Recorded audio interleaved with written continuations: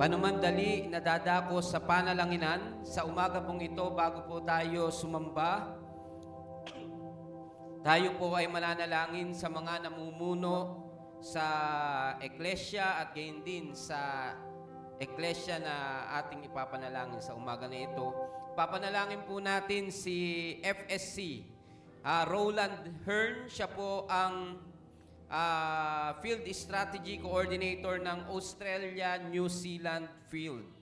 At ipanalangin din po natin si Pastor Eliezer Laroya, ang pastor po ng Redland Church of the Nazarene. Tayo po ay sama-samang manalangin. Yumuko po tayong lahat at tayo po ay manalangin.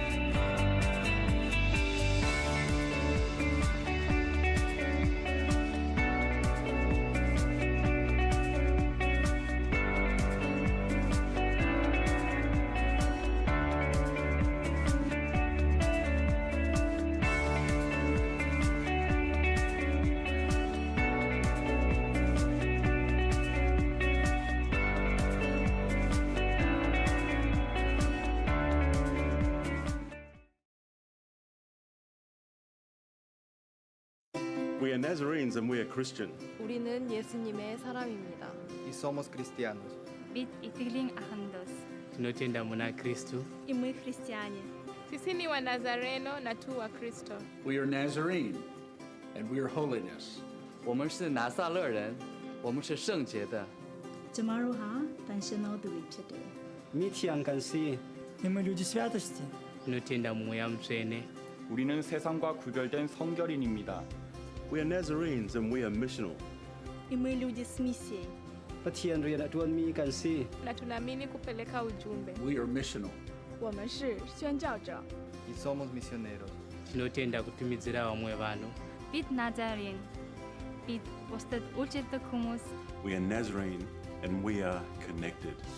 Kami sa rekta peman ni iskop la haso ko kyang ma famir ni rendi. I forso kyang ni ang rohem. ကျမတို့ဟာယုံကြည်သူတွေဖြစ်တယ် Estamos conectados. 在基督里是一体。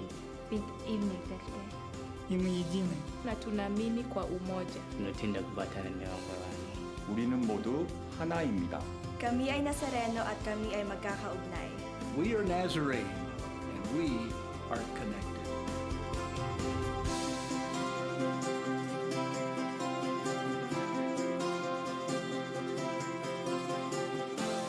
Amen. Isang mapagpalang umaga po sa ating lahat. Kumusta po ang lahat? At binigyan tayo ng Panginoon na napakagandang panahon. At sana tapos na po ang mga ulan at bagyo, no? At tayo po ay makapag-move on sa ating mga gagawin. At praise God, magkasama-sama tayo muli sa umaga na ito. Sabi nga ay, worship the Father in spirit and in truth. Amen? Kaya ang Diyos ay mabuti sa lahat ng oras. Kaya purihin ang Panginoon sa umaga na ito. Buksan po natin ang ating puso at isip. Pag-pray po natin ng bawat isa. Pag-pray din po natin ating mga kapatiran na papunta pa lang dito at naghahanda pa lang po dito. At pag-pray din po natin ating mga sarili na tayo po ay worthy before the grace of God this morning. May I ask everyone to please stand para po sa ating call to worship.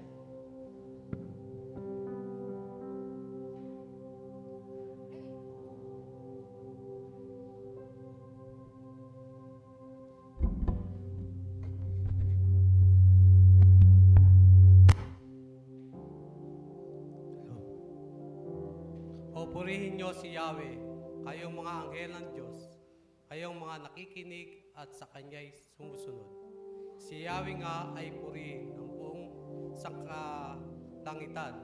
Kayong mga lingkod niya'y masunuring kailanman. O purihin niyo siya, kayong lahat na nilalang, sa lahat ng mga dakong nag-aahari ang may kapal.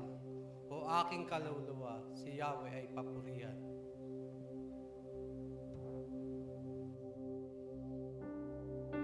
Amen. Tayo po'y manalangin. Panginoon, maraming salamat po sa panibagong buhay. Maraming salamat, Panginoon, sa pahinga. Sinamahan niyo kami sa aming pagtulog, Panginoon. Salamat sa mga kapatiran na kasama namin sa araw na ito. Salamat din sa mga pagsubok na pinagdaanan at kasalukuyang pinagdaraanan ng Panginoon. Dahil alam namin na kasama ka namin kahit sa gitna ng bagyo.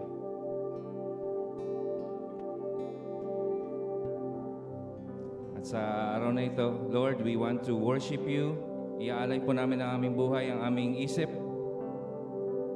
Dadalhin namin ang aming mga pasanin sa iyong altar, Panginoon, in worship. We will go kung gusto mo kaming pumunta.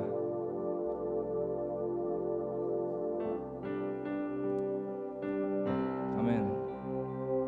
Let's sing, we will go. I'll go where you want me to go, dear Lord.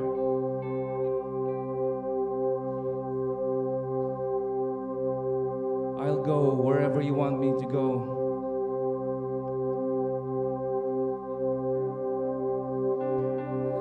I'll go where you want me to go, dear Lord.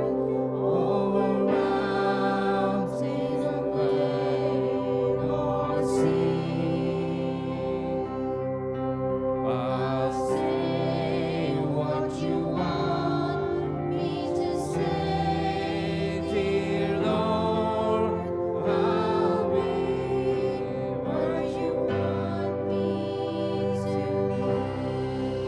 Hallelujah. Ang mga tinawag ng Panginoon. Where you go, I'll go. Para sa mga tinawag ng Panginoon. Sing. Where you go, I'll go. Where you stay, I stay. Where you move, I move. Sing.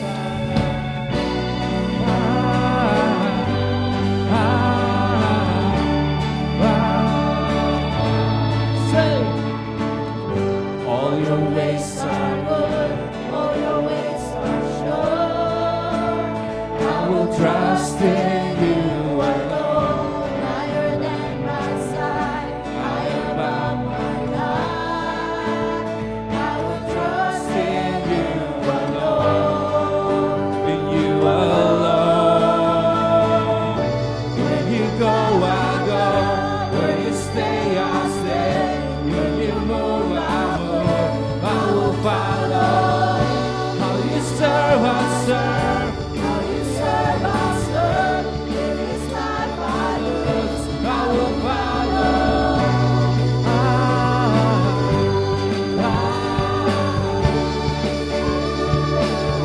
Lights. Light into the world, light into my life. I will live for you alone. I'm the one I say, knowing I will find. All I need in you alone. You alone, in you alone. Where you go, I go. Where you stay, I stay. You move, I move. I will follow. You love, I love. You serve, I serve. This life I lose, I will follow.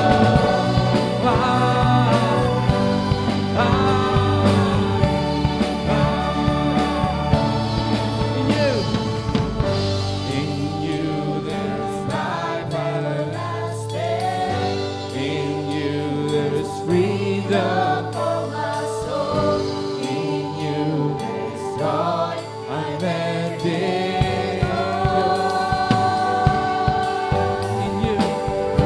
In you there's life everlasting. In you there's freedom for my soul. In you there's joy unending joy. You go. Antipolo! Antipolo! Who you love, I love. I serve, I serve. Say, where you go, I go. You serve, I serve. You move, I move. Louder.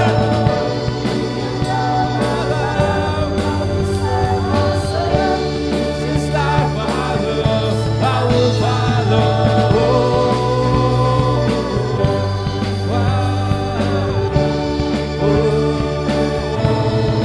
Follow you. We will follow, Lord. We will follow you, Lord.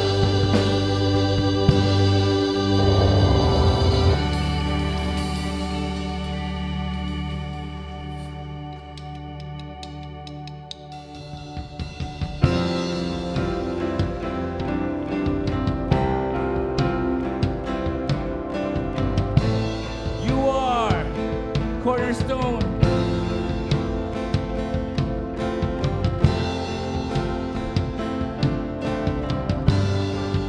Sing. Hope is built on nothing less but Jesus' blood and righteousness. I dare not trust the sweetest friend, but wholly trust in Jesus. Our hope, one more time, let's sing. Our hope is built on nothing than Jesus' blood and righteousness. Oh, I dare not trust the sweetest friend. Yeah. I only trust in Jesus, our cornerstone, Christ alone. Christ alone, in the Savior's love, through that soul, He alone, Lord.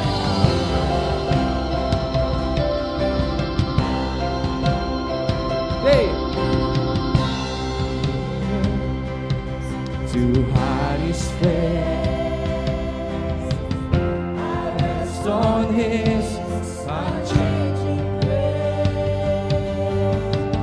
In every high and stormy gale,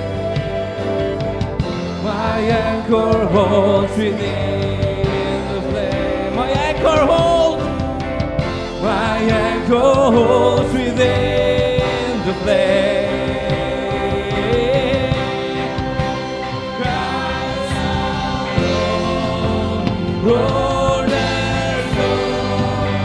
weakness on in the Savior's love, through the storm, He alone. Hey!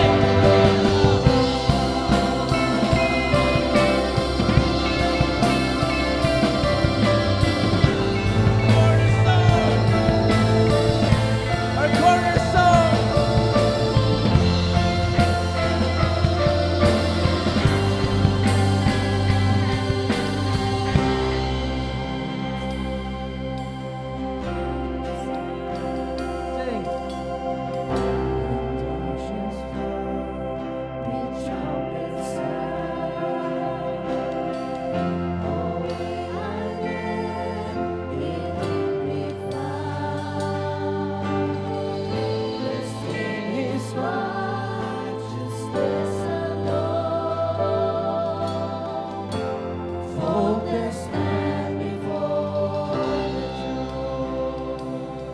Amen.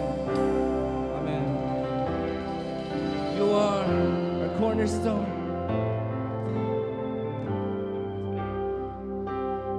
Goodness of God.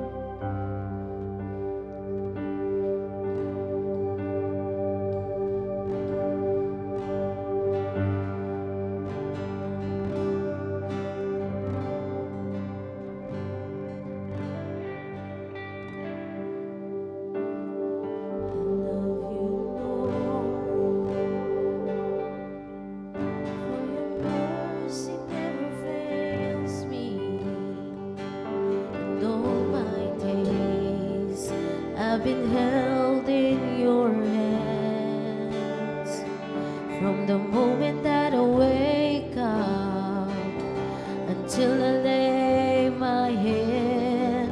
Oh, I will sing of the goodness of God.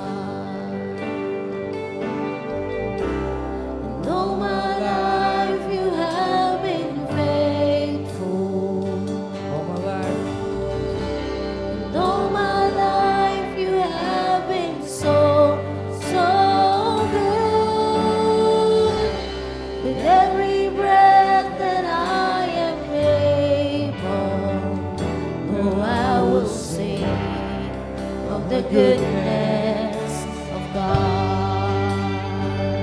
I love your voice.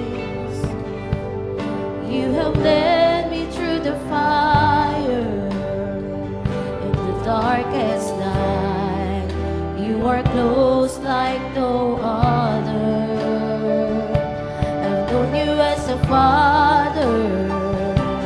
I've known you as a friend, and I have lived in the goodness of God. And all my life you have been faithful. Let's sing it, Antipolo!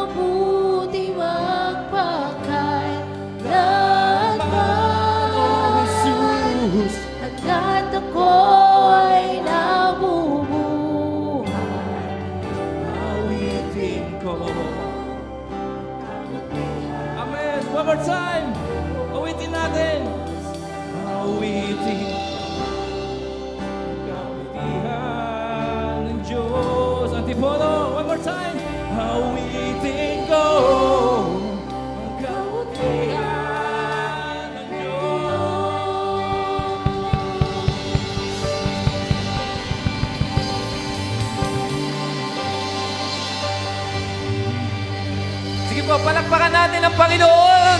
Itaas natin ang banal na pangalan niya. Purihin natin siya. Hallelujah, Lord. Purihin ka, Panginoon. Purihin ka, Panginoon. Hallelujah. Oh, hallelujah, Lord. Salamat sa iyong katapatan, Ama. Salamat dahil ikaw ay mabuti sa lahat ng pagkakataon. Kaya naman habang kami ay nabubuhay, gagamitin namin ang aming bibig, ang aming tinig sa pagpupuri sa iyo. Gagamitin namin ang aming lakas sa pagluwalhati sa iyo. Salamat dahil kami ay naririto sa umaga na ito. Salamat dahil binigyan mo kami ng lakas. Pinagkalooban mo kami ng buhay sa araw na ito. Salamat dahil ang unang araw ay nagdesisyong kami na sambahin ka kasama ng mga kapatiran. Salamat sa kagalakan na nararanasan namin, na dahil sa iyong kabutihan at pag-ibig sa amin, ang kagalakan na ito ay nag-uumapaw. Sa pagkakataon na ito, salamat sa iyong pag-ibig na aming nararanasan. Tunay na ikaw ay dakila. Ikaw ang nagbibigay sa amin ng lakas upang patuloy na magtagumpay sa pamumuhay dito sa lupa. Ikaw ang nagbibigay sa amin ng lakas upang magpatuloy kami na maging overcomer ng kung ano pa mga dinudulot ng kalaban sa amin. Salamat dahil nananatili kaming nagtitiwala sa iyo. Iyon ay dahil sa iyong biyaya. Iyon ay dahil sa iyong habag. Maraming salamat, Panginoon. Ama, sa pagkakataon na ito, naririto kami. Naririnig mo ang mga panalangin ng iyong mga anak nang may pagpapasalamat at pagpupuri sa iyo. Salamat. Salamat, Panginoon. Salamat sa isang linggong nagdaan. Hindi mo kami pinabayaan. Pinag-ingatan mo kami. Ano man ang mga pinagdaanan namin itong isang linggo na ito, kung babalikan namin ito, ang masasabi lamang namin ay, salamat, Panginoon. Purihin ka, Panginoon, sapagkat naluwalhati ka sa aming mga buhay. Pinatutunayan mo lamang na walang pagsubok, walang hamon sa buhay, walang problema, walang kabigatan na hindi mapagtatagumpayan. Dahil ikaw ay tapat sa iyong pangako. Ikaw ay lagi naming kasama sa lahat ng panahon, katulad ng pinangako mo sa amin. Patuloy kami nagpapasalamat sa lahat ng mga ginagawa mo sa aming buhay at mga gagawin mo pa. Inaalala namin, Panginoon, ang mga lingkod mo na ngayon ay nasa banig ng karamdaman. Isang linggo na nakakaraan ng si D.S. Alan Samson ay nakomatos at hanggang ngayon siya ay wala pa ring malay. Panginoon, ikaw may hawak ng buhay niya. At ikaw ang maluluwalhati sa sitwasyon niya. Panginoon, ang dinadalangin ko po, patatagin mo ang mga taong nagmamahal sa Kanya, lalo tigit ang Kanyang pamilya. Ang mga kapastoran namin sa sa Central Visayas District at ang mga local churches na kung saan ay pinangangasiwaan niya. We pray for them right now that they will strengthen their faith, na magtiwala sila sa iyong banal na kalooban, Kaya pinagkakatiwala po namin sa iyo ang kalagayan ni D.S. Alan Samson. Nais din naming alalahanin ngayon si Apo Rod, si Pastor Roger Makabuhay. We keep on praying for him. Maraming salamat dahil ikaw ang patuloy na nagdudulot sa kanya ng kalakasan at ng kalusugan. Maraming salamat sa iyong ginagawa sa kanila, sa kanyang pamilya, at maging sa lupo ng mga mananampalataya na kung saan ay pinangangasiwaan niya, Panginoon. Dinadalangin po namin na kayo ang patuloy na kumilos sa buhay ni Apo Rods. At dalangin namin na kayo ang magpatatag sa kanilang pananampalataya at ang provision mo ang ipagkaloob mo sa kanila. Gayon din kay Pastora Carol sa pagkakataon na ito. We lift up sa inyo ang kalusugan ni Ate Carol. Dalangin po namin na ikaw ang kumilos sa kanyang buhay ngayon. Dalangin po namin na kayo ang patuloy na magdulot sa kanya ng kalakasan at pagtitiwala sa iyo at probisyon para sa kanyang pamilya. Patatagin mo ang kanilang pananampalataya. At Ama, pinagkakatiwala namin sa iyo ang buhay ng 3 lingkod mo na ito. Dalangin po namin na kayo ang maluwalhati sa lahat, Panginoon, ng mga magaganap. Kayo ang maitaas at mapuri. Nais din po naming alalahanin sa pagkakataon na ito ang lahat ng mga kapatiran na dumadaan sa pisikal na karamdaman, Panginoon, sa community of faith na ito, sa sambahayang AFCN. Salamat po dahil sa mga karamdaman na ito na nararanasan ng bawat isa ay lalong umiigting ang aming pananampalataya. Pinag-iisa mo ang aming mga puso sa pagdulog sa iyo. At lalo kami, Panginoon, na tumitibay, Panginoon, sa pagtitiwala sa iyo. Sapagkat araw-araw nakikita namin, Panginoon, kung papaano ka kumikilos sa bawat isang may karamdaman. At nakikita rin namin kung papaano ang pananampalataya ng bawat isa ay tumatatag. Patuloy mong pag-isahin ang aming mga puso na idulog ang mga kapatiran na ito sa iyo at kayo rin ang mag-provide ng mga probisyong pinansyal sa bawat isa. Panginoon, salamat po. At patuloy po naming idinudulog sa iyo maging ang kabuhayan ng bawat isang kapatiran.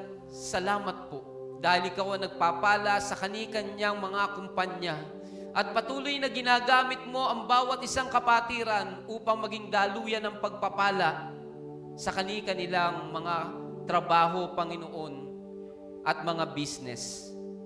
Dalangin po namin na kayo ang patuloy na maitaas. Kayo ang patuloy na maluwalhati sa kanilang mga buhay at maging daluyan sila ng pagpapala sa mga taong nakapaligid sa kanila. Gayon din ng mga estudyante namin. Salamat sa araw-araw na pag-iingat mo sa kanila. Pag-ingatan mo ang mga kabataan namin at ang mga bata. Ilayo mo sila sa anumang gawain ng kalaban, Panginoon. Ilayo mo sila, Panginoon, sa masamang balaki ng kaaway sa kanila. Bagkus ang pananampalataya ng mga bata at kabataan na ito ay matuon lamang sa iyo at lagi silang dumulog sa iyo, Panginoon. Salamat po, Panginoon. Sa 1 linggong darating, pinagkakatiwala namin sa iyo ang aming pamilya. Pinagkakatiwala namin sa iyo ang lahat-lahat sa amin sapagkat ika'y tapat sa aming mga buhay sa habang panahon. Ikaw ay mabuti magpakailan paman. At habang kami ay nabubuhay, Panginoon, ikaw lamang ang aawitan namin ng papurit pasasalamat. Minsan pa, O Diyos, sa iyo namin ibinabalik lahat ng papurit pasasalamat. At alam po namin na ikaw ang kasama namin sa lahat ng panahon.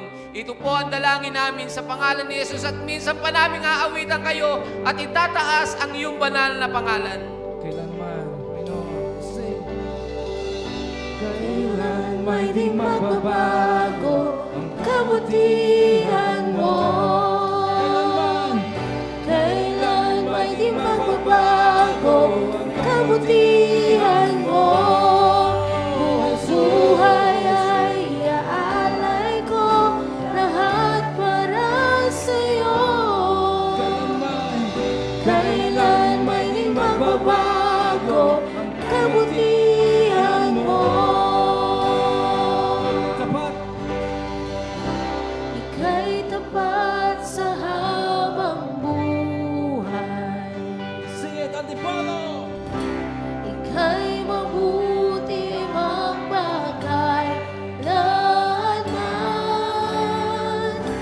Hanggat ako ay nabubuhay. Awitin ko ang kabutihan ng Diyos. Awitin ko ang kabutihan ng Diyos. Awitin ko ang kabutihan ng Diyos.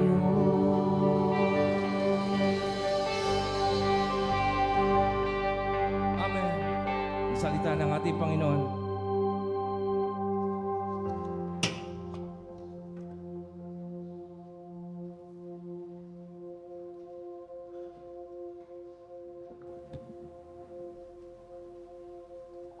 Buksan po natin ating mga Biblia sa aklat po ng unang Samuel, Kapitulo 3, versikulo 1 hanggang 9. Unang Samuel, Kapitulo 3, 1 hanggang 9. Ang pangitain ni Samuel. Sa pamamahala ni Eli, si Samuel ay patuloy na naglilingkod kay Yahweh ng panahong yaon. Bihira nang marinig ang tinig ni Yahweh at bihira rin ang mga pangitain. Malabo na noon ang mata ni Eli. Minsan namamahinga siya sa kanyang higaan. Si Samuel na may natutulog sa templo sa may kaban ng tipan. Nang magmamadaling araw na, siya'y tinawag ni Yahweh, Samuel, Samuel. Po, sagot niya. Patakbo siyang lumapit kay Eli at sinabi, "Bakit po?" Sinabi ni Eli, "Hindi kita tinatawag. Mahiga ka uli." Nagbalik nga siya sa kanyang higaan. Tinawag siya uli ni Yahweh. Bumangon siya, lumapit kay Eli at tinanong, "Tinatawag po ba ninyo ako?" Sinabi ni Eli, "Hindi kita tinatawag, anak. Mahiga ka na uli." Hindi pa kilala ni Samuel si Yahweh sapagkat hindi pa siya kinakausap nito. Sa ikatlong beses na tawagin siya, lumapit uli siya kay Eli at sinabi, "Narinig ko pong tinatawag ninyo ako." Naisip ni Eli na si Yahweh ang tumatawag kay Samuel. Kaya sinabi niya, "Sige, mahiga ka uli. Kapag narinig mo pang tinawag ka, ganito ang sabihin mo, magsalita po kayo, Yahweh, nakikinig po ang inyong lingkod." At muling nahiga si Samuel. Purihin ang pagkakabasa ng salita ng Panginoon. Tayo po'y makakaupo na.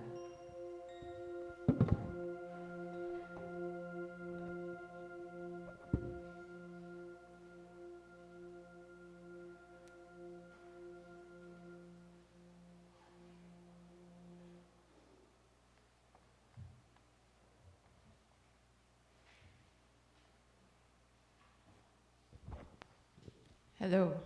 Good morning po. Isang mapagpalang linggo po ng umaga sa atin lahat. Tayo po ngayon ay nasa pang-siyam na buwan ng taon na ito. It's September po. Tama po?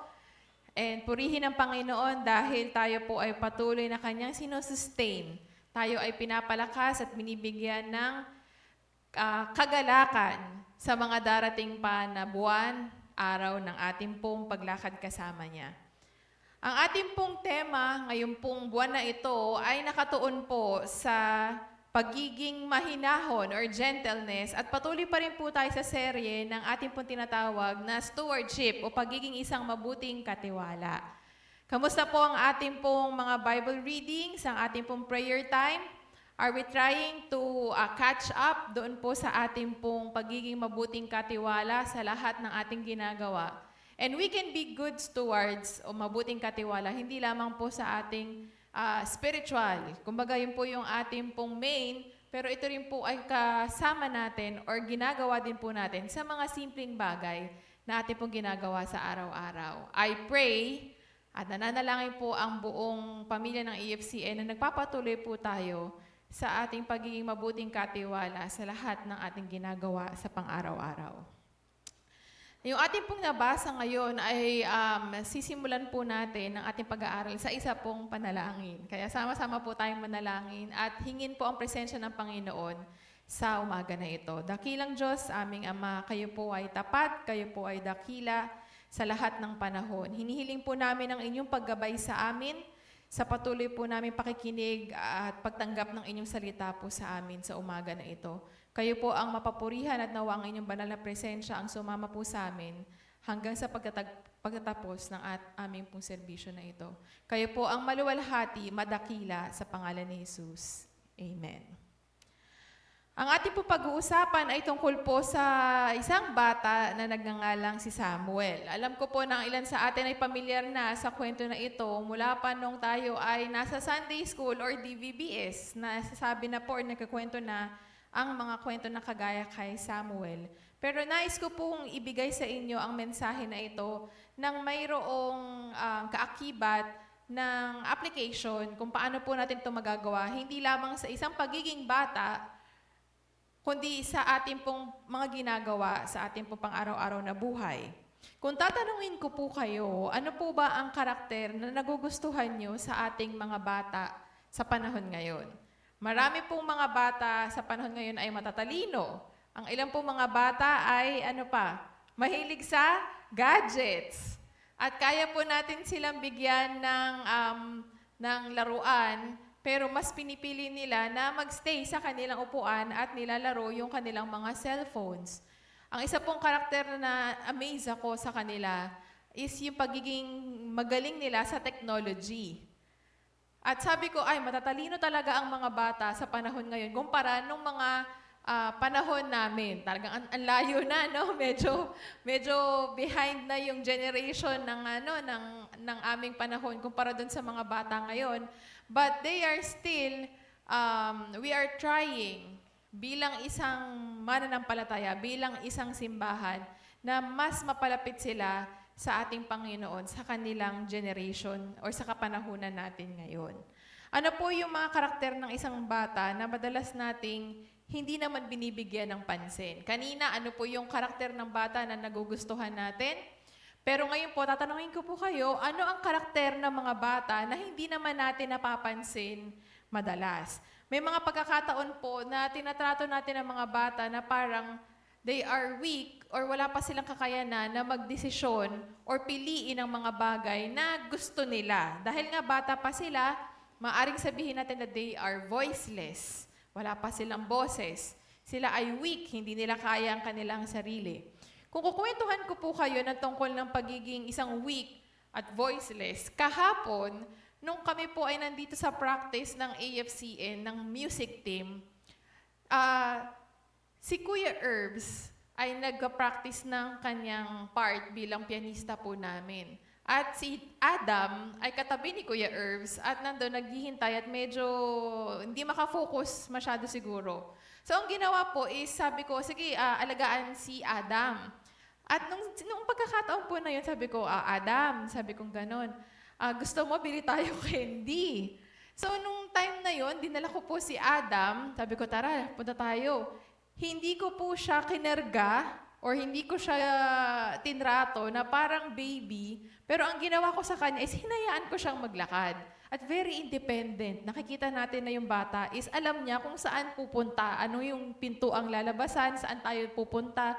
Basta sabi ko tindahan, pupunta tayo sa tindahan. When I observe sa kanya, yung aking naiisip na obserbasyon is, kaya naman pala niya. Ang problema lang is kailangan ng mag-a-assist sa kanya. Habang naglalakad kami pababa dyan, dinala ko siya sa tindahan ni Ate Mai at tinanong ko, ano gusto mo? Anong gusto mong candy? Anong gusto mong pagkain? Gusto mo nito? Gusto mo niyan? Biskuit? Chichirya? Pero gusto niya candy. So sabi ko, o sige, ito yung candy. Ang daming candy dyan. Tapos, ang nakakatuwa sa kanya is, una-una, hindi siya yung umiiyak na bata na parang, ayoko niyan, nagtatantrums na ganyan. Pero siya ay mahinahon at alam niya kung ano yung gusto niyang kainin na candy. Tinuro-turo lang natin, ito ba gusto mo, itong gusto mo. Opo, opo. At nung mga oras na naramdaman ko na hindi basta-basta ang mga bata ngayon. Alam nila kung ano yung gusto nila. Alam nila kung ano yung gusto nilang kainin. At kung ano yung makukuha nila, yun ay kanilang magugustuhan. Nung bumalik po kami, hinahayaan ko lang siya maglakad at hindi ko na siya kinerga. Kinerga ko siya doon para piliin yung candy. Pero nung mga time na yun is hinayaan ko na siya maglakad ng sa sarili niya. Hindi naman siya nadapa. Hindi naman siya nagtantrums.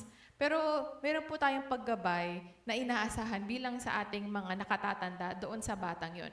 We don't treat him as baby na kasi siya ay toddler. So, nasa 2 years old, 3 years old. And that time, we also need to guide them. Meron tayong paggabay sa kanila, pero at the same time, hinahayaan natin sila to decide and to be dahan-dahan na maging independent sila. Very good siya sa aking pananaw kasi hindi siya yung hinahayaan natin yung mga bata na walang desisyon, nang walang sarili nilang pagkakakilanlan. Pero at that time, mas nakilala ko siya bilang mas naging independent at individual. We value most of the time doon po sa opinyon ng mga nakatatanda at mayroon ng status sa ating lipunan. Pero pinapaalalahanan po tayo ng ating Panginoong Hesukristo sa Matthew, kung mababasa po natin, that we need to have a childlike faith na may pagtitiwala. Kagaya ng ginawa kahapon ni Adam, nagtiwala lang siya na dadalhin ko siya sa tindahan ni Ate Mai, bibilhan ng candy. Hindi siya nagdalawang isip, hindi siya nagtanong, although wala naman siyang choice dahil siya ay gusto niya pumunta doon sa tindahan na makuha yung candy. But he has that something that he is trusting na makukuha niya or mabibili niya yung gusto niyang candy. As we look into Matthew, this is a reminder sa atin, sa slide po natin. Okay na po yung slide.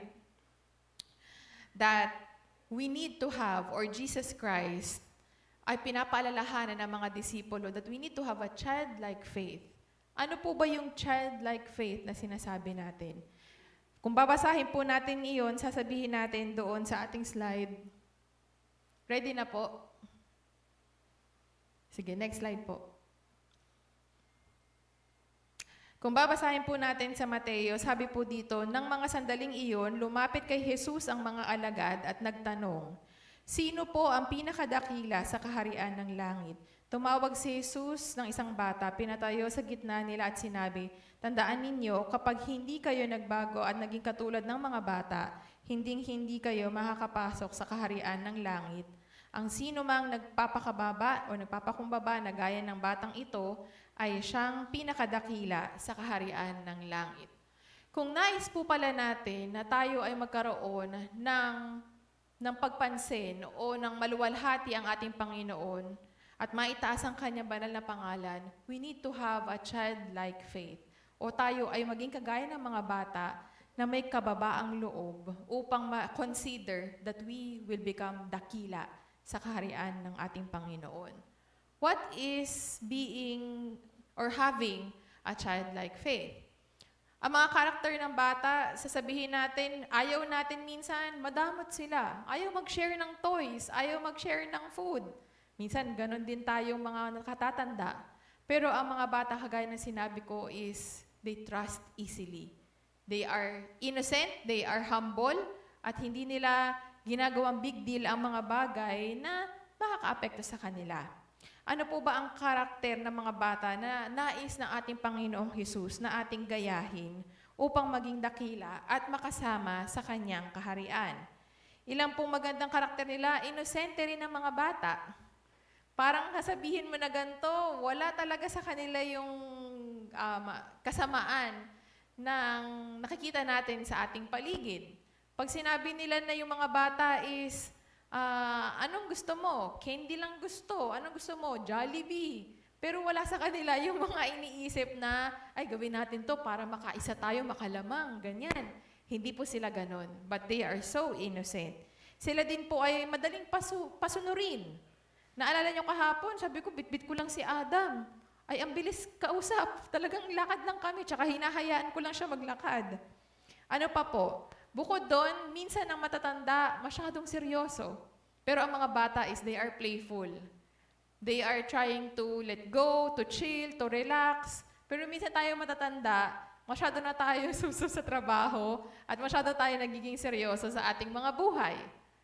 We need to learn to have a childlike faith. Na we are trusting, tayo ay nagtitiwala sa ating Panginoon, at sa pagiging mapagtiwala natin sa Panginoon, hihintayin natin ang kanyang pagkilos sa ating mga buhay. Minsan, ang mga adult daw po na may edad, madalas ay kabaliktaran ng mga ginagawa ng mga bata. We are sometimes, seryoso nga, mahirap pasunurin. Naalala ko yung mga sinasabi ng mga magulang, especially ng mga teenagers siguro, pag inuutusan ng mga anak, oy, bili ka ng ganito, or magwalis ka, ayusin mo yung kwarto mo, ganyan. Sasabihin natin, wait lang, may ginagawa pa ako. Mamaya na, may ginagawa pa.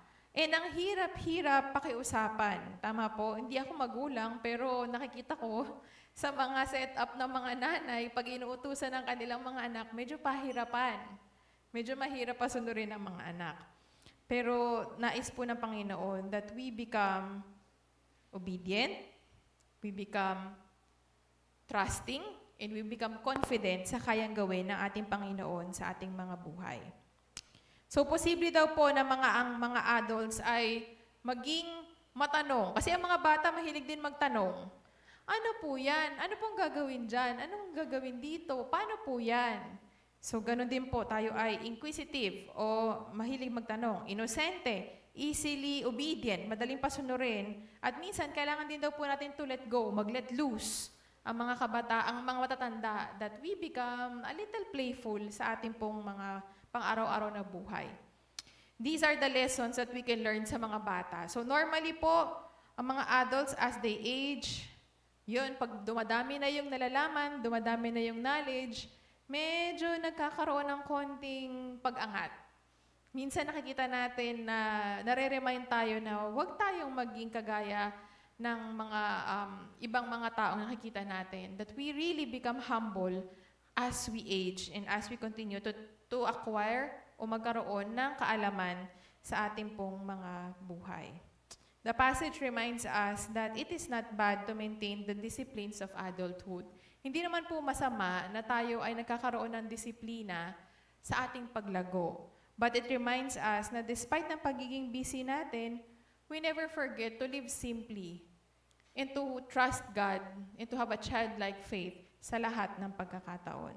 Meron pala tayong matututunan sa ating mga bata, lalo na sa ating kapanahunan ngayon. So ang tanong ko po is, how are we supposed to see the Lord's goodness, work, and miracle sa ating mga buhay kung na-occupy po tayo ng kaluwalhatian ng ating Panginoon? Are we still observant doon sa mga bagay na nakikita natin na ginagawa o pagkilos ng ating Panginoong Hesukristo sa ating mga buhay? Pagdating po sa ating buhay Kristiyano, one trait daw po na madaling ituro sa ating mga bata is to follow or to be obedient, kagaya ni Samuel. Kapag ang atin daw pong mga sarili at ang ating pong mga bata ay na-train to a certain discipline sa mga bagay na ating pinapagawa sa kanila, they will take it seriously, and we know that we are to follow and to respect our Lord. Well, sa mga adults daw po, totoo ba yun? Minsan ayaw natin magpa-control, ang mga matatanda. Ang mga matatanda daw ay mahirap daw pasunurin. Mahirap daw silang pagsabihan sana wag naman po sa Antipolo First Church. Sana lahat po tayo ay napapasunod, nagpapakumbaba sa ating Panginoon. Siguro, ang ilan sa atin ayaw nang tinuturuan o dinidiktahan, pero tayo po ay nire-remind that we need to magpasakop sa ano ang gagawin ng ating Panginoon sa ating mga buhay. Si Samuel po ay isang bata pa and we can learn his listening skills and obedience sa boses ng Panginoon sa kanya.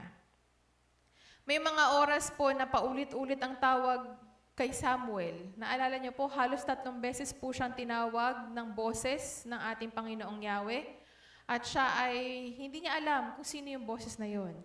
But paulit-ulit siyang sumunod at nakinig doon sa boses na yon. Kapag naman tinawag tayo bilang matatanda ng maraming beses, ano po ang reaksyon natin? Minsan maiirita tayo, bakit ka ba tawag ng tawag? Ano ba yan?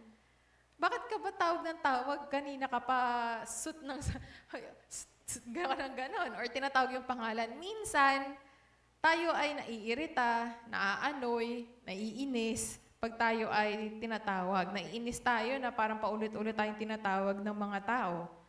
Pero si Samuel po ay isang mabuting halimbawa na bagamat nakukulitan siguro siya, bagamat nagtataka siya, sino ba yung tawag ng tawag sa akin? He remained calm. He remained obedient at sumunod siya sa boses na kanyang naririnig. At sa kanyang pagtanda, makikita natin yung significance, yung kahalagahan ng kanyang pagsunod despite ng kanyang kabataan. Sa makikita po natin sa ating pong context sa umaga na ito, Samuel was offered to the temple. Naalala niyo po yung kwento ng kanyang kabataan or bago po siya maipanganak, that pinalangin po siya ng kanyang ina at sobra-sobra yung pagtangis ng kanyang nanay na siya ay maipanganak o magkaroon ng isang anak ang kanyang nanay na si Samuel at iaalay daw niya ito sa templo ng ating Panginoon. Ngunit ito na yung pagkakataon kung saan si Samuel ay inoffer na ng kanyang mga magulang sa templo upang paglingkuran ng ating Panginoong Yahweh. At doon po niya nakasama or nakatuwang si Eli or si Eli. Sa tagal niyang pinanalangin ng kanyang nanay, ang tagal ng panahon, pinapanalangin siya at dumating na nga yung pagkakataon, siya ay napunta na dito sa templo. Kung titingnan po natin, ilan po sa mga problema ng kapanahunan ni Samuel na kanyang hinarap noon ay ang mga sumusunod. Ano ba yung naging problema ng kapanahunan ni Samuel na kailangang bigyang tugon ng kanyang pagkakatawag o pagsunod sa ating Panginoon? Unang-una po naging problema. Next slide po. Unang problema, noong kapanahunan ni Samuel, ang salita daw po ng Diyos ay bihira na marinig ng mga tao noong panahon na yon. There was silence. Maaring nananalangin ang mga tao, ngunit walang pagtugon ng Panginoon. Maaring ang mga tao noon ay busy sa kanilang mga ginagawa, kaya bihira nilang marinig ang boses na nagmumula sa ating Panginoon. Pangalawang problema, ang mga pangitain daw po or visions ay bihira na, kaya naman gagawin na lamang ng mga tao ang nais nilang gawin kung ano yung tingin nilang tama sa kanilang pananaw o sa kanilang moralidad. Mahirap po ito. Ang mga pangitain or visions, wala nang visions or goals ang mga tao noon. At kung ano yung nakikita nila na tama sa kanilang mata na gagawin, tama sa kanilang pakiramdam na gagawin, ay gagawin na lamang po nila nang hindi kinukonsulta ang ating Panginoon. So ito po yung mga sitwasyon, ito po yung mga kaganapan noong panahon ni Samuel. Pangatlo po, dahil si Samuel po ay dinala sa templo kasama ng propetang Eli or Eli, mayroon po silang age gap or generation gap. Si Eli ay matanda na. Hindi naman po sa matandang-matanda, pero meron po siyang mga limitasyon bilang isang nakatatanda na hindi maaaring makatulong sa paglaki or pag-mature ni Samuel. Ang kanya daw pong leader or guide na si Eli ay malabo na ang mata. Maaring hindi naman sinabi kung katarata ito, pero malabo na po yung kanyang mata. It can be metaphorically, it can be symbolic, it can be literal na malabo ang mata. Pero may mga bagay na hindi na nakikita ang propetang Eli at hindi na makakatulong o limitado na sa pag-guide niya kay Samuel. May mga challenges po na nalilimitahan ang kanilang paggalaw doon po sa templo. So ito po yung mga bagay na hinder or may mga balakid doon po sa panahon ng paglago or pagpunta ni Samuel sa templo. May mga bagay din po na itong mga problema na ito sa konteksto o sa kapanahunan ni Samuel ay nagiging problema din po natin sa ating kapanahunan ngayon. Ang salita ng Panginoon sa panahon natin ngayon ay madalang na nating marinig. Bihira po nating marinig. Kung hindi po natin bihirang marinig, bihira na nating puntahan ang salita ng Panginoon at i-consult kung ano ang nais ng Panginoon na ipagawa sa atin. Pangalawa, sa panahon natin ngayon, bihira na rin ang mga goals na maka-Diyos. Bihira ang mga objective or mga pangarap na nagdudulot sa atin ng pagkakalapit natin sa presensya ng Panginoon. Ginagawa na lang natin kung ano yung masayang gawin. Ginagawa natin yung mga bagay na magaan sa ating pakiramdam. Ngunit bihira sa atin ngayong panahon na ito ang madala ang ating mga pangarap, ang ating mga goal na nagdudulot ng paglago natin sa relasyon natin sa Panginoon. At pangatlo, maaring hindi man tayo si Samuel, pero baka nagiging si Eli naman tayo. Malabo na ang pananaw, malabo ang paningin sa mga nakikita sa paligid. Ibig sabihin, hindi naman sa nagbubulag-bulagan po tayo sa mali ng panahon ngayon, pero nakikita na natin na may mga bagay na hindi maka-Diyos, may mga bagay na hindi kalugod-lugod sa ating Panginoon, pero minsan tayo ay may katarata, malabo, at hindi natin makita o ma-address kung ano talaga yung mga problema na nagaganap sa ating paligid. And we are limited by these challenges. Tayo ay nalilimitahan ng mga challenges. Ngunit ano po ang paalala ng ating Panginoon sa pamamagitan ni Samuel? Follow, listen, obey kung ano yung nais ng Panginoon ibigay sa atin. Be good stewards. And higit sa lahat, babalik ako doon, be gentle, na kahit paulit-ulit ang pagtawag ng Panginoon sa atin, huwag tayong mainis, huwag tayong magdabog, at huwag tayong maging irritable na, Lord naman, tawag ka ng tawag, nakakainis ha, isa pa. Ayoko na. Huwag po sana tayong ganon. Huwag po sana tayong isumuko sa pagsunod sa ating Panginoon. Bagamat may mga bagay na limitado po siya, mababasa po natin sa verse 3. Nais ko pong buksan niyo ang inyo pong Bible at basahin po natin sa verse 3. Bagamat may mga challenges, may mga limitation, ang kapanahunan ni Samuel na applicable din sa panahon natin ngayon, ito po yung magandang paalala sa atin na ginawa ng Panginoon. Sabi po dito sa verse 3, si Samuel ay natutulog naman sa sanktuaryo kung saan naroroon din ang kaban ng tipan. Bago magmadaling araw, ay may sindi pa ang ilawan sa sanktuaryo. Ibig sabihin, sa English po babasahin ko, the lamp o ang ilawan ng Diyos had not yet gone out, and Samuel was lying down in the temple of the Lord where the ark of God was. Ibig sabihin, ang lampara ng Panginoon or ang ilaw, ang katotohanan ay hindi pa rin nawawala, bagamat nandoon pa rin si Samuel natutulog or nakahiga doon sa templo. Bagamat maraming challenges, maraming problema, ang ilaw ng Diyos or ang liwanag ay nananatiling nakasindi o nagniningas ng kanyang kapanahunan. Sabi po dito, it was assumed that the voice that came to Samuel was the start of the coming of the Lord. At mararamdaman ni Samuel ang presensya ng Panginoon nakikilos sa kanyang buhay hanggang sa marating nito ang dakilang plano ng Diyos sa kanyang buhay. Mayroong mga pagsubok na kinakaharap si Samuel at si Eli, sila po ay handang tanggapin ang calling, ang pagkakatawag ng Panginoong Yahweh sa kanilang mga buhay. Yun nga, kahit 3 beses na pabalik-balik, 3 beses, ano ba yan? May tumatawag, may boses. Ayan, 3 na. Pangalawa, pangatlo. Sino ba yung tumatawag sa akin?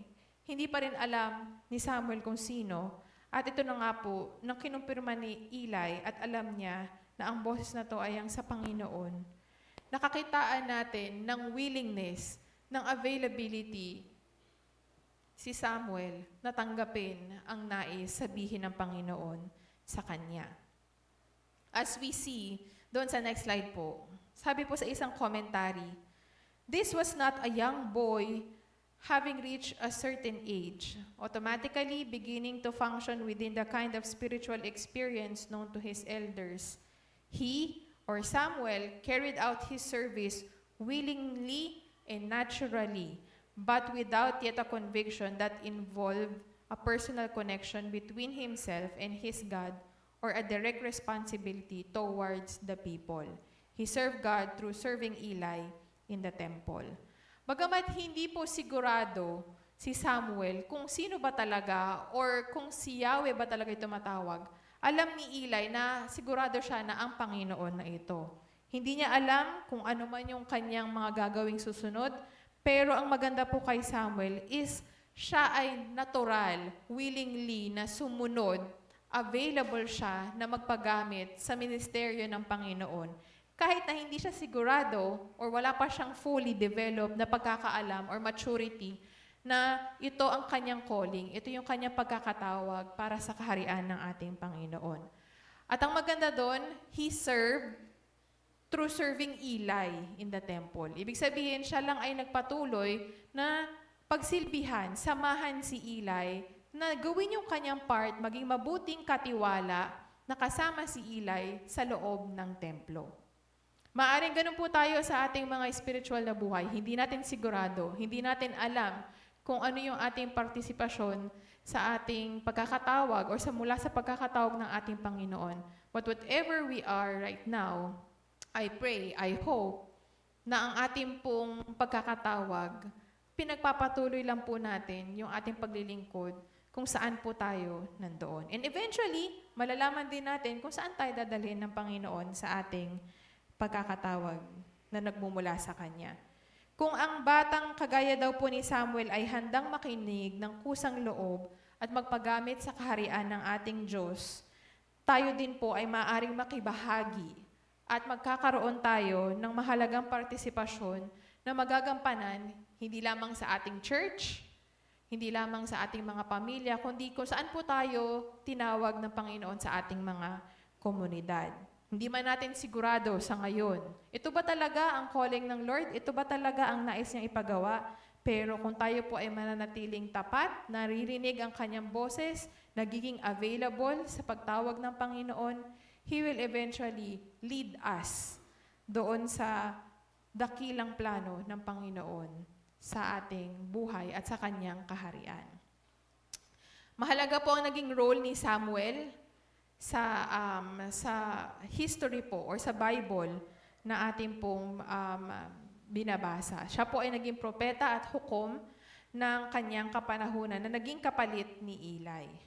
Ngayon po, sa ating pong pagiging isang mananampalataya, member, sumusunod, follower of Jesus Christ na umaattend dito po sa Antipolo First Church of the Nazarene, paano kaya tayo magiging mabuting katiwala sa pakikinig at pagsunod sa ating kapanahunan ng kagaya ng ginawa ni Samuel? Maaring sabihin natin, ano kayang gagawin ko? Panahon yun ni Samuel. Anong gagawin ko? Bata pa yun si Samuel. Tandaan po natin na ginamit lang ng Panginoon yung pagkakatawag ni Samuel sa ganong edad.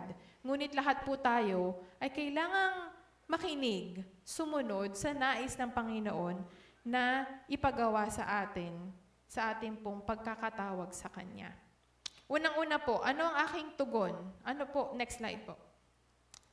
Ano po ang ating pagiging mabuting katiwala or paano po tayo magiging mabuting katiwala sa pagsunod po natin sa Kanya sa 2023 or sa kapanahonan natin ngayon? Una muna natin kailangang isipin is ano po yung aking magiging pagtugon? Kung babasahin po natin yung verse 4 to 5, makita po natin na siya'y tinawag ni Yahweh, Samuel, Samuel, narito po ako, sagot niya. Patakbo siyang lumapit kay Eli at sinabi, bakit po? Sinabi ni Eli, hindi kita tinatawag, matulog ka na ulit. Nagbalik nga siya sa kanyang higaan. Dahil si Samuel nung oras na iyon ay hindi niya pa alam kung ano yung gagawin, siya ay, nung tinawag siya, maaari niya maging response o maging tugon is, tulog ako. Bakit mo iniistorbo yung pagtulog ko? At pwede rin maging response natin sa kapanahunan ngayon, hindi ko kailangan pakinggan yung pagkakatawag sa akin ng boses na yon. Maaring ganun po tayo sa panahon natin ngayon. Sa dami ng pagkakatawag sa atin ng Panginoon, sa dami ng ingay, sa dami ng istorbo, sa dami ng mga nangyayari sa paligid natin, mahirap na para sa atin ang mapakinggan yung boses na yon. Maririnig po natin yung boses na yon, pero minsan tayo ay nagbibingi-bingihan. Pero hindi po ganun ang ginawa ni Samuel. Bagamat si Samuel ay mayroong boses na rinig, dali-dali siyang lumapit kay Eli at tinanong kung bakit may boses na tumatawag sa kanya. Kapag po minsan tayo ay busy sa ating mga ginagawa, lalo na sa trabaho or sa mga gawaing bahay, tayo ay sobrang focus, nakakalimutan nating mapakinggan kung ano yung nais ipagawa sa atin ng Lord. Minsan ganoon din po ako, pag naglagay na ako ng headset sa aking tenga, wala na ako naririnig sa paligid ko. Cancel na yung lahat ng mga boses na nakapaligid at ang naririnig ko na lang ay yung nasa headset na kanta. Mahirap nang marinig yung mga nakapaligid sa akin. At madalas, meron na palang tumatawag sa akin, minsan tinatawag na pala ako ng mga pastor doon sa field office ng mga ni FSC. Wala po ako naririnig, hindi ko alam. Dahil masyado tayong busy, masyado tayong nakafocus doon sa mga bagay na hindi priority o hindi makakatulong sa plano ng Panginoon. But we are reminded, kagaya ni Samuel, that we come immediately. We come when we hear the voice. We run. Puntahan natin pag narinig natin ang boses ng Panginoon. Sa sitwasyon po ni Samuel, hindi niya alam kung mula kanino ba ito. Pero he just went. He just go noong nakita or nung narinig niya yung boses na yon. When someone calls us, or invites us. Sabi dito sa next slide. Ang original text po ng Kaleo. Next slide.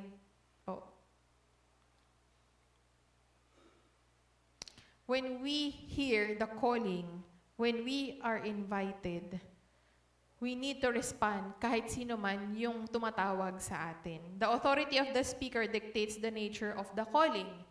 Ibig sabihin, kung sino man yung tumawag sa atin, tayo ay re-respond kahit hindi natin alam kung sino ito. Ano ang maaari nating tugon? Minsan nakadepende po yung ating pagtugon sa mga taong tumatawag sa atin. Minsan pag ang nanay natin ang tumawag sa atin, takot tayo, may sinasabi si nanay, punta na tayo, baka magalit. Pag naman ang nagpatawag is parang mas nakababata sa atin, ini-ignore naman natin. Parang sinasabi natin, hindi okay lang, ikaw lang naman yung tumatawag.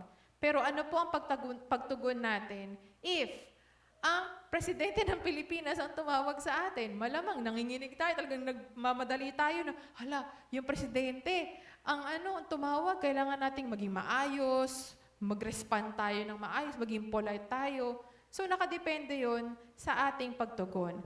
But the Lord reminds us that whatever the authority, sino man ang nasa otoridad o sino man ang tumawag sa atin, we respond. Kagaya ng ginawa ni Samuel. And we may be scared, maaring matatakot tayo kung sino man yung tumawag sa atin, kung sino man yung nagpatawag sa atin. We just be willing and be available sa nais ng Panginoon or nais na ipagawa sa atin nung boses na tumatawag sa atin. Whatever the calling is, we will always respond in gentleness, in availability, and mas magkakaroon tayo ng pagtitiwala sa ating Panginoon.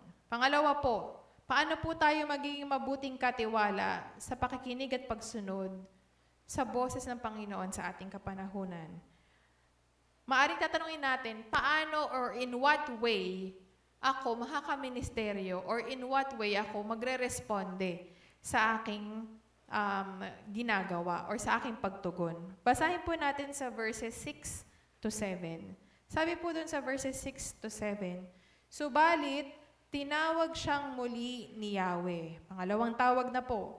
Tinawag siyang muli ni Yahweh, Samuel, bumangon siya, lumapit muli kay Eli at nagtanong, tinatawag po ba ninyo ako? Sinabi ni Eli, hindi kita tinatawag anak, matulog ka na. Hindi pa kilala noon ni Samuel si Yahweh sapagkat hindi pa ito napapahayag sa kanya. As we see kung paano tayo magme-ministeryo, we just need to wait for the revelation, kung ano yung nais ipagawa sa atin ng Panginoon. Kagaya po ng sinabi ko kanina, maaring takot tayo ano yung nais ipagawa sa atin ng Panginoon, tawag ng tawag ang Lord, pero hindi natin alam kung ano yung nais niyang ipagawa sa atin. But we need to trust, to have the confidence na ipapahayag ng Panginoon, He will reveal the job, not the job, but the ministry. He will reveal His purpose sa ating mga buhay. Maaring sinasabi natin, wala akong experience. Hindi ako kagaya ng mga leaders ng church na ito.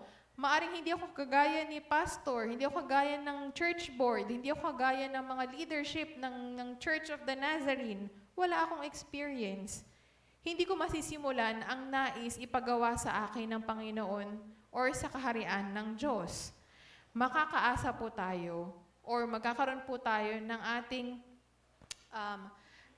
lakas ng loob na ang Panginoon ay magdadala ng tamang ministeryo, magbibigay sa atin ng ating mga relasyon na maipapahayag ang kanyang dakilang plano, ang kanyang dakilang pag-ibig sa lahat ng klase ng tao.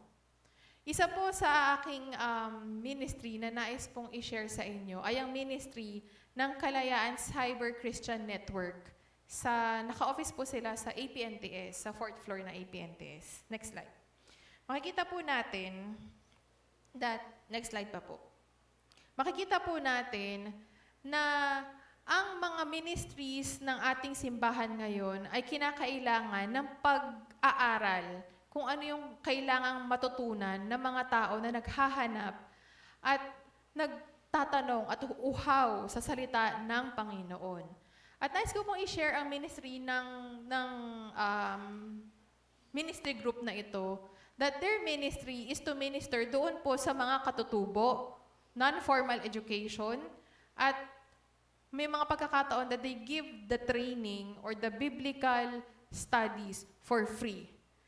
Marami pong mga ministry kagaya ng nasa Pampanga, Angeles, mga katutubo natin doon, ang lumalago at patuloy na kumikilos ang Panginoon sa kanilang community. Dumarami ang mga nako-convert, dumarami ang mga mananampalataya.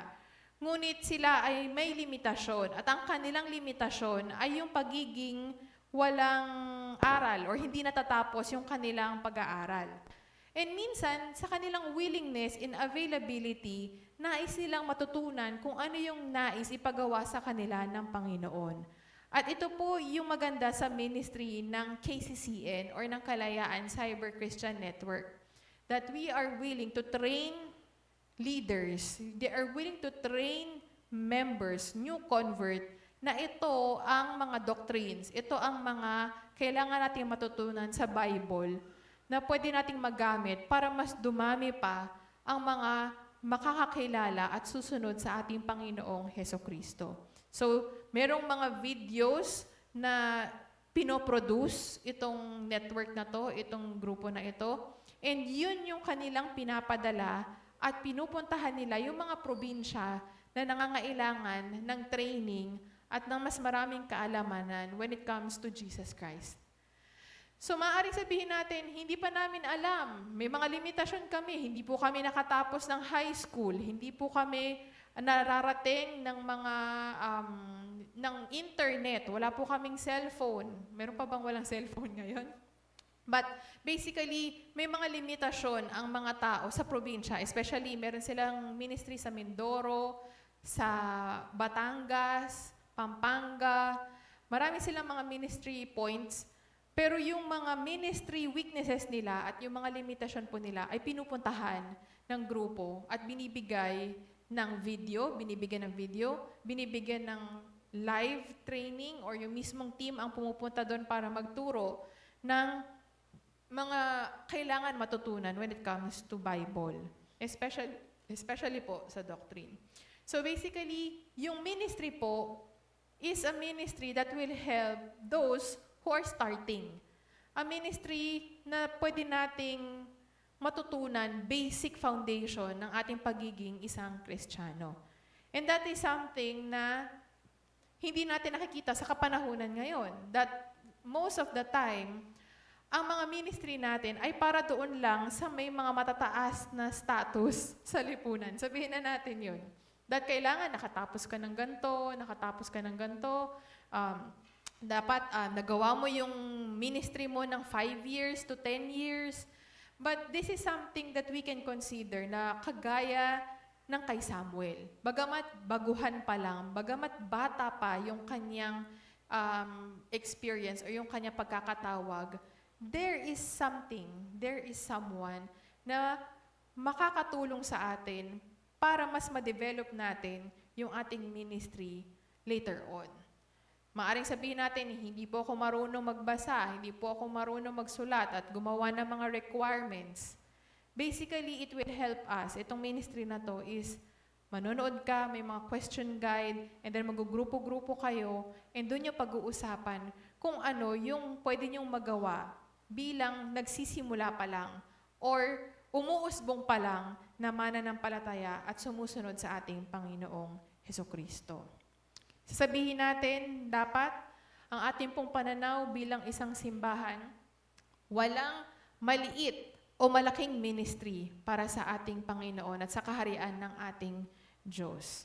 Maaring sabihin natin, ay hindi ako nakatapos, hindi ko natapos to. Ay hindi, mas okay ako kasi natapos ko to. Wala pong inferior, walang superior when it comes sa ministry natin sa ating Panginoon. Kaya huwag po nating hahayaan na tayo ay panghinaan ng loob sa ating pong mga ginagawa.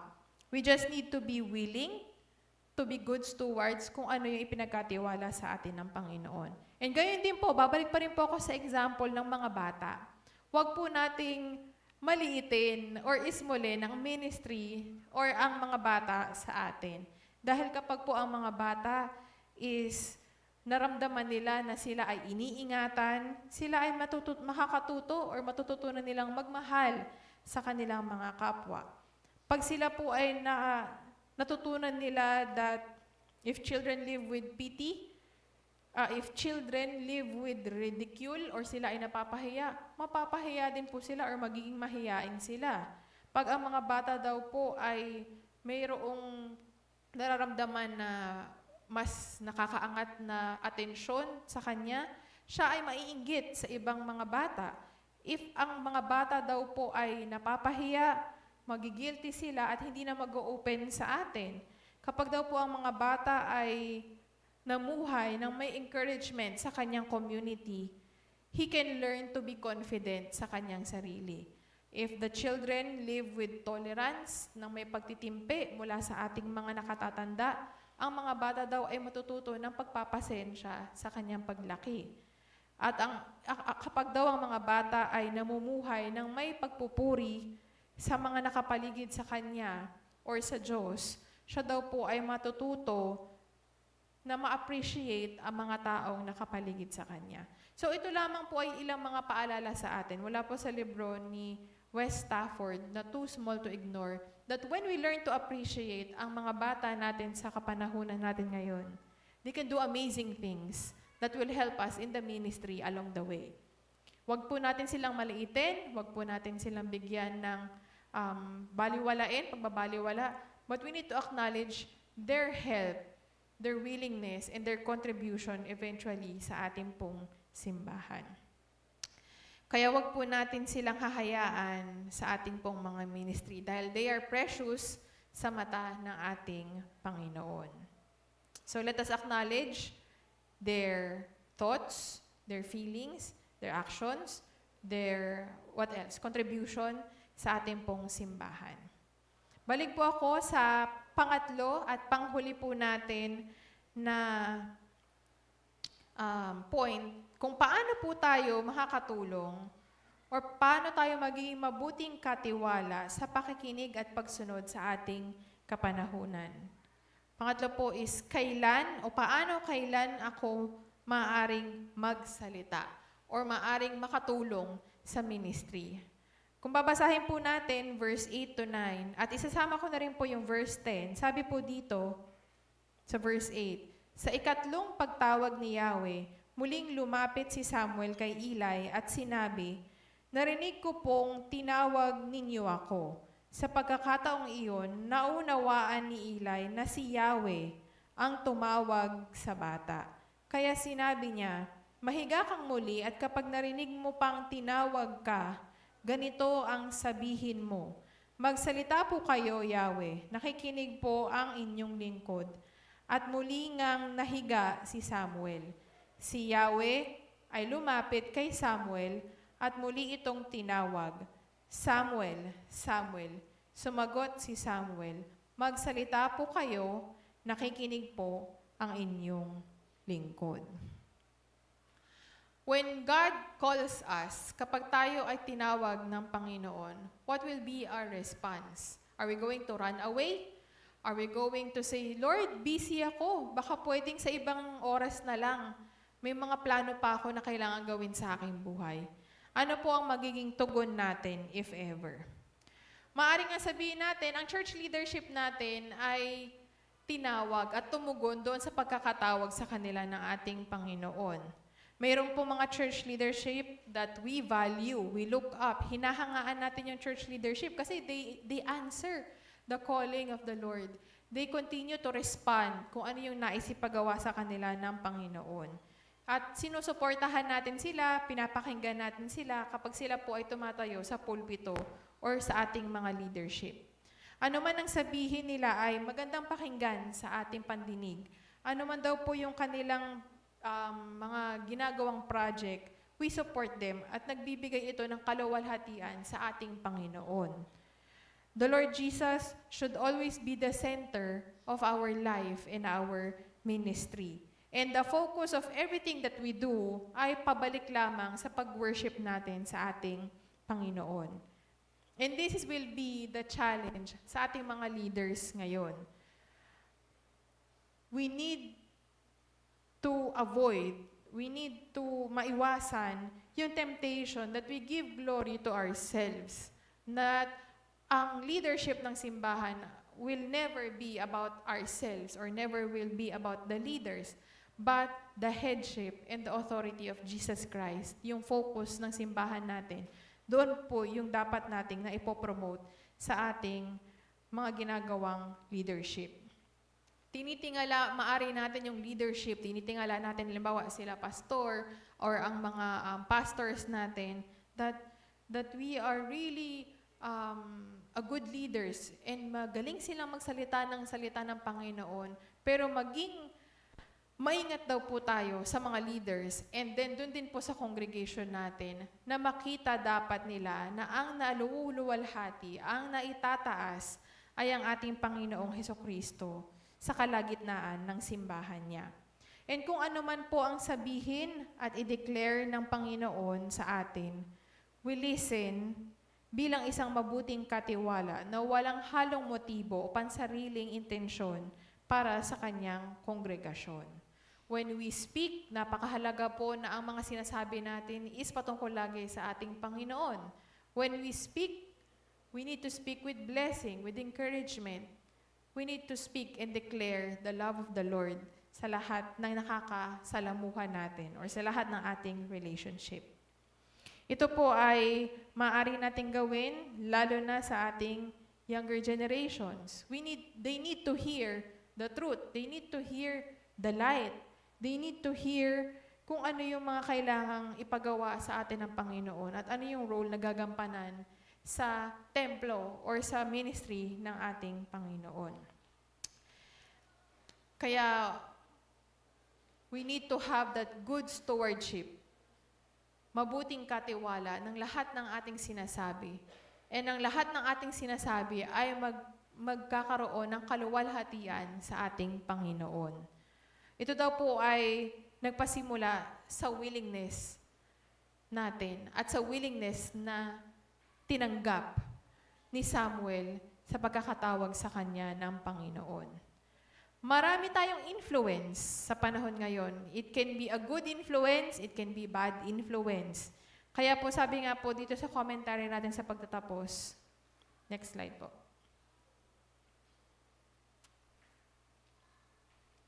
Next slide. That we need to be careful because today's political leaders, of course, are not granted the role of prophets. We might wish that they were, but ordinary Christian people are no longer utterly dependent on priests and prophets. The Spirit of God and the mind of Christ are available to the simplest and most humble Christian men and women. We don't buy politics when it comes to our Christian life na because we need to always recognize ang kagandahang loob na dumadaloy sa lahat ng klase ng tao. And we need to remember that ang ating po mga pastors, ang ating po mga leaders should always have the right mind, the right attitude that is of Christ Jesus sa ating mga buhay. Ibig sabihin po nito, when we become leaders, it should be God-ordained. And when we become leaders, wala po tayong halong pansariling motibo sa ating pong mga buhay. Kaya tayo ay minsan wala nang nakukuhang tiwala mula po sa ating mga congregation at sa ating pong mga relationship because we are doing it out of our selfish motives, out of our selfish interests sa ating mga buhay. But we need to be reminded that we need the Spirit of God, the Holy Spirit that will empower us and to control us in our speech, in our conduct, in our actions, para dumaloy po yung ating kababaang loob na ang Panginoon ang naluluwalhati sa ating mga buhay at hindi po ang pansarili nating kagustuhan ang magaganap.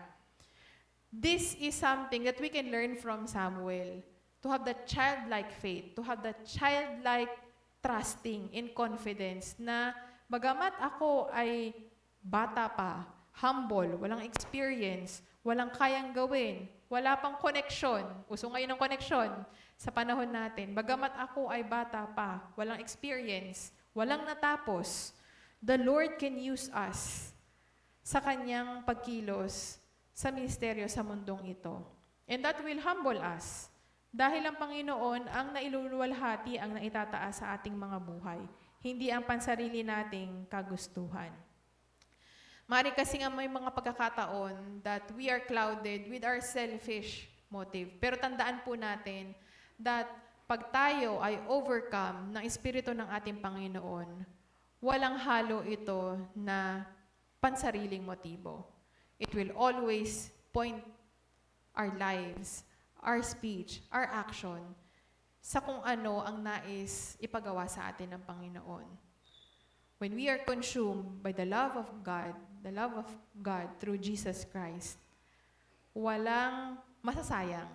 Lahat po ito ay papunta sa Kanyang kaluwalhatian sa ating mga buhay. We need the help of the Holy Spirit to say the words or to utter the words at the right time, at the right place, and with the right people, with the right motive. Sabi nga po ng isang speaker doon sa seminary, naalala ko yun. So we don't just speak out of just may masabi lang. But whatever we say, it is empowered by the Holy Spirit. We speak with kindness, we speak with gentleness, and we do it because we are good stewards of what we are sa ating relasyon sa ating Panginoon. May we make people listen to us, pay attention to us, kasi meron tayong mabuting sasabihin that this is coming from the Spirit of God working within us sa ating kabanalan at relasyon sa ating Panginoong Jesus. It is difficult, especially sa panahon natin ngayon, that we continue to be Christ-like. There will be challenges. There will be hindrances. Maraming pipigil. Maraming maiinggit. Maraming magtatanong, questionin ang ating kakayanan. But pag nasa atin ang presensya ng Panginoon, siya ay kasama natin hanggang sa dulo ng ating ministeryo sa kayang gawin ng ating Panginoon. Tinatanong niyo po kung ano nangyari kay Samuel. Kung titingnan po natin, si Samuel ay lumaki. Siya ay naging propeta. Siya ay naging judge ng kanyang kapanahunan. Pero may isang pangako na pinanghahawakan si Samuel, bagamat wala pa siyang experience or may pagkukulang siya, lack of skills, lack of experience. Ang pinakamagandang nakuha niya or pangako na kanyang natanggap is the Lord will be with him. Kasama niya ang Panginoon hanggang sa dulo ng kanyang pagmiministeryo. And nawa, yun din po yung ating panghawakan sa ating mga buhay. Bagamat sabihin natin, wala akong kakayanan, bata pa ako, wala akong boses, hindi ko kaya ang mga bagay na ito, the Lord is with us. Kasama natin ang Panginoon sa lahat ng Panginoon, sa lahat ng panahon. At siya ay patuloy nakikilos sa ating ministry, sa ating mga sitwasyon, sa ating pagkakatawag, sa ating mga buhay. Nais ko pong pag-pray, tayo po lahat ay manalangin. Tinatawagan ko rin po ang music team that we come in prayer, whatever it is that we are praying for, whatever limitations that we have right now. Kulang po ako sa time, Pastor. Wala po akong kaya kasi hindi ko po natapos ang mga bagay na ito. Pastor, kasi mahiyain. Wala akong experience. May mga bagay na tinatanong natin, Lord, ano ba talaga? I keep on listening. I keep on asking. I keep on seeking. Hinahanap ko kung ano yung naisipagawa mo sa ministry field or sa work ng inyong kaharian. But let us be Samuel, that he is willing.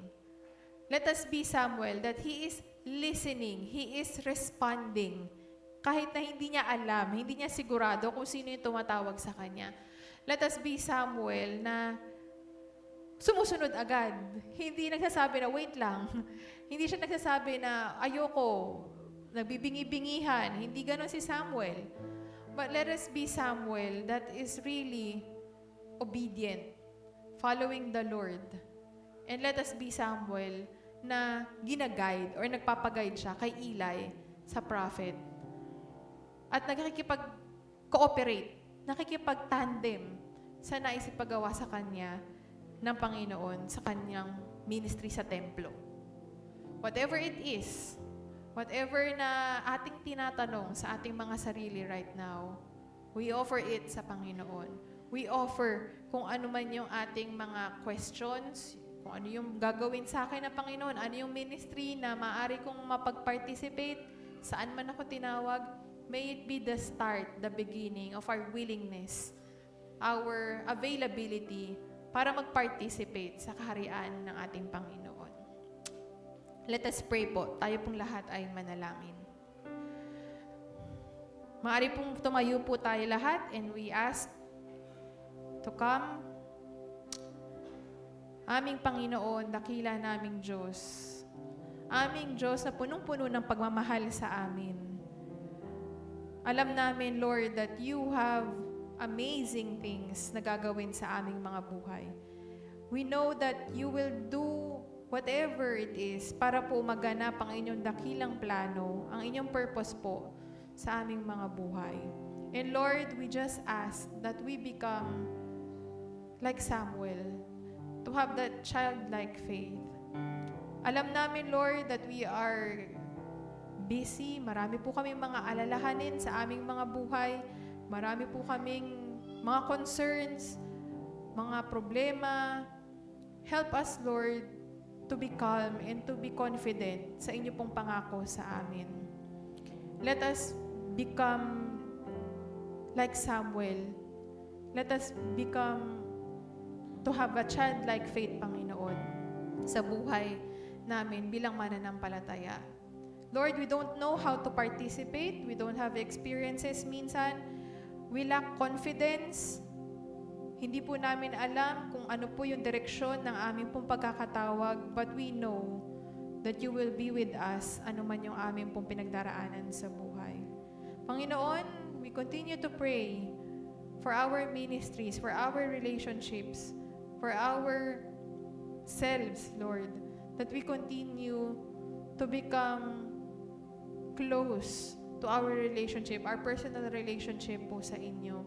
At patuloy po kayong kumilos at maluwalhati po sa aming mga buhay. Panginoon, dinadalangin ko that you make us humble.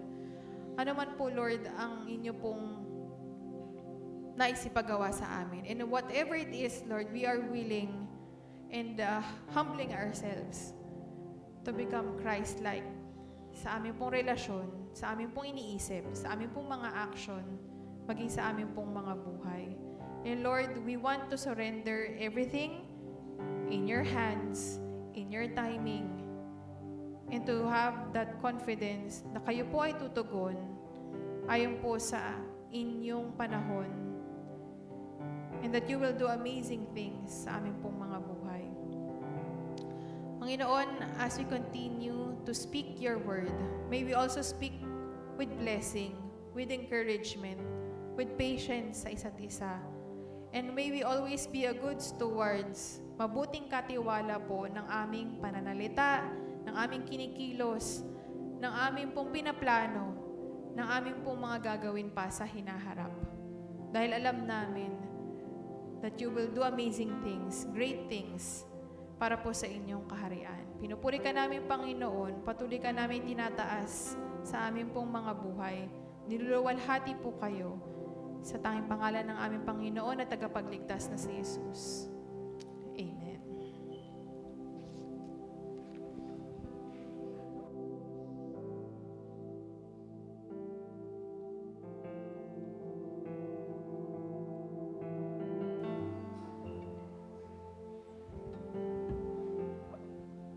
Maraming salamat, Pastora, for all the reminders to be gentle and a good stewards ng ating Panginoon. Darako po tayo sa ating mga offering, paghahandog, at pagbibigay ng ating mga handog at ikapo sa ating Panginoon. So, pwede na po tayong tumayo and give our offerings to our God.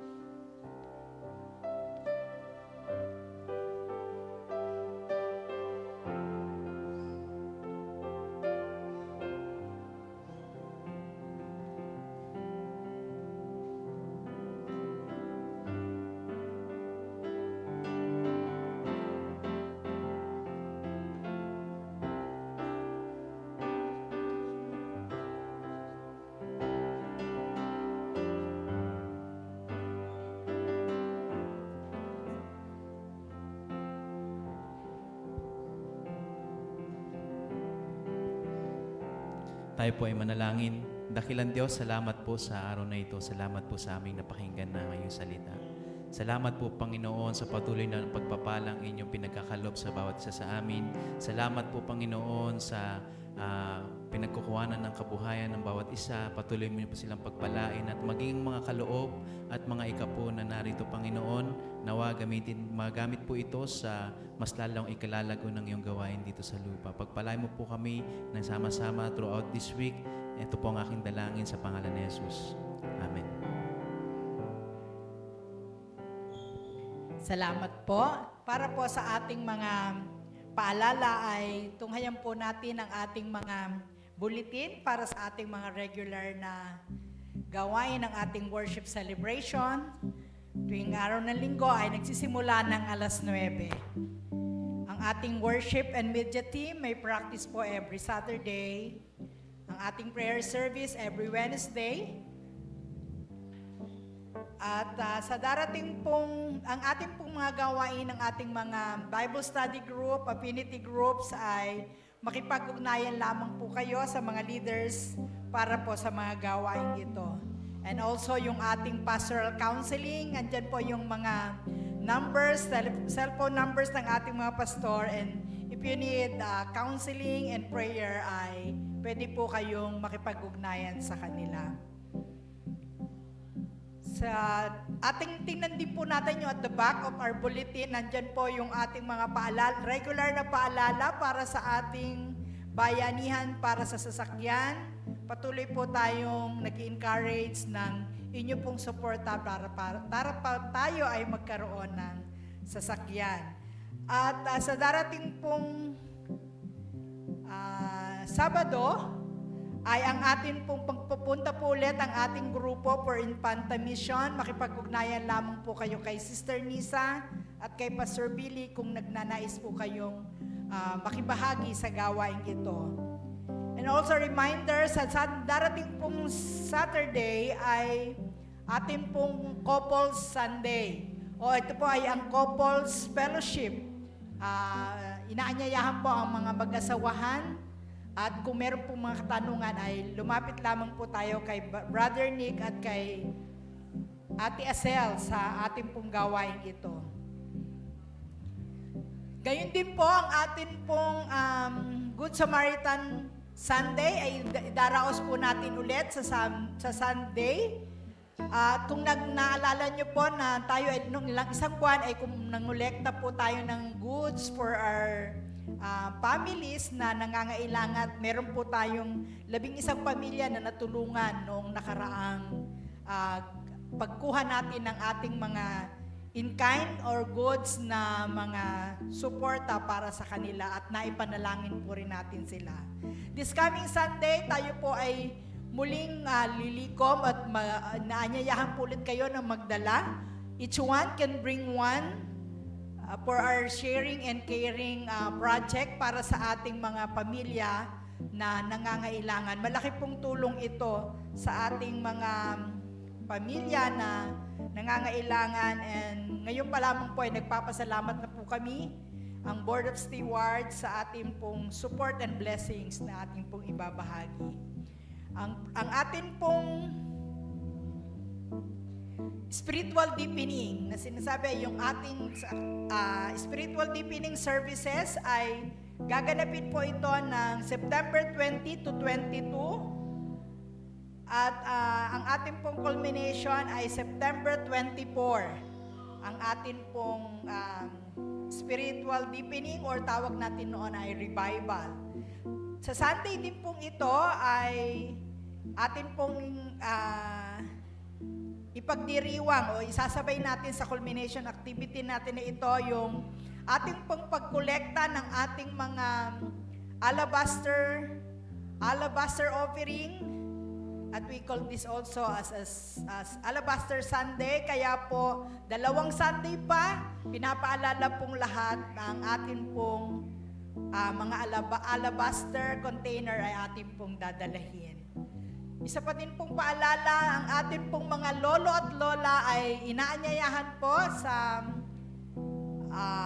practice ng isa pong special number para sa gaganapin na Grandparent Sunday. Sa Sunday din po ito, kaya po yung mga lolo at lola ay inaanyayahan na makiisa sa pagbibigay po at pagbibigay ng tanging bilang at magpa-practice po tayo with Ate Helen.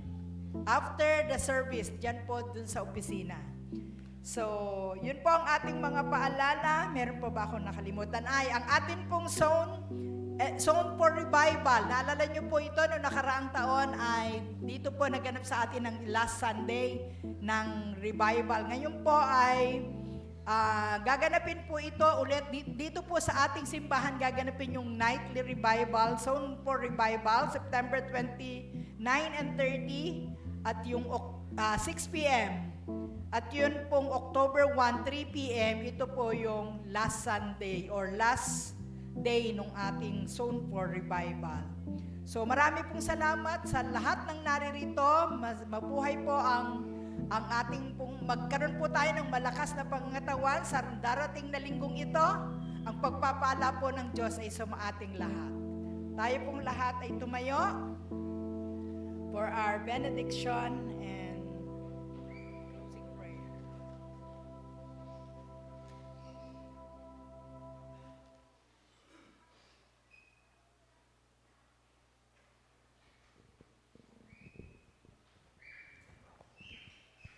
Tanggapin po natin ang ating benediction. Tayo po'y manalangin. Salamat po aming Diyos. Kayo po ang aming dakilang pastol at kayong patuloy na bumabago at nagbabago sa aming pong pang-araw-araw na ginagawa. We continue to ask your presence to be with us sa darating po na linggo na ito. Kayo po ang mapapurihan, kayo po ang maluwalhati sa aming mga buhay. Tanggapin po natin ang benediction. Ang Diyos ng kapayapaan, ang siyang muling bumuhay sa ating Panginoong Hesus na naging dakilang pastol ng mga tupa dahil sa kanyang dugo na nagpapatibay sa walang hanggang tipan. Naway pagkaloob niya sa inyo ang lahat ng kailangan ninyo upang maisagawa ang kanyang kalooban at sa pamamagitan ni Hesukristo ay gawin niya sa atin ang nakalulugod sa kanya. Papurihan nawa si Kristo magpakailanman sa ngalan ng Ama, ng Anak at ng Espiritu Santo. Amen.